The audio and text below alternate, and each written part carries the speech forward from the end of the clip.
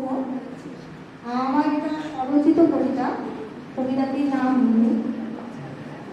ঋণী, আমরা শিক্ষকদের কাছে ঋণী, এই যেমন গভীর অন্ধকার প্রত্যেক সকালে আভাসের কাছে, এই যেমন প্রতিটা ভ্রমণ ঋণী ফুলের সুবাসের কাছে।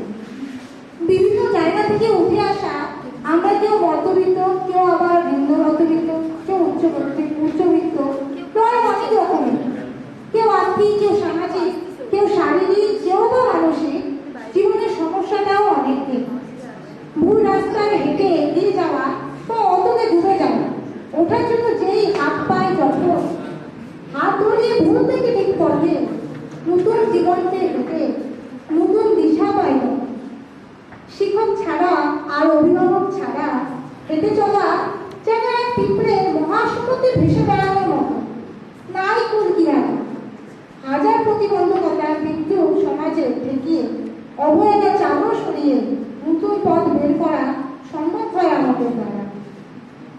আমরা প্রত্যেক জীবনে কখনো কখনো থমকে গেছি, পিছলে গেছি, অন্ধকারে ডুবেও গেছি। এই দেবদূত তুল্য মানুষ যদি না পেতাম, অতলেই ডুবে থাকতাম, জীবনে কিছু হবে না ভেবে বসে থাকতাম, জমা অভিমানে মুছে দিতাম।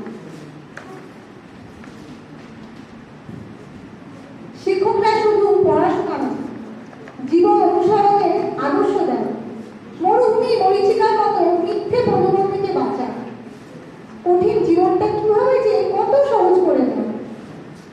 জীবনে অ-আ ক-খ থেকে ঠিক ভুল বিচার থেকে যদি প্রতিটা পদক্ষেপ গুনি, জীবনে অ-আ ক-খ থেকে ঠিক ভুল বিচার থেকে যদি প্রতিটা পদক্ষেপ গুনি, আমাদের সাথে হোক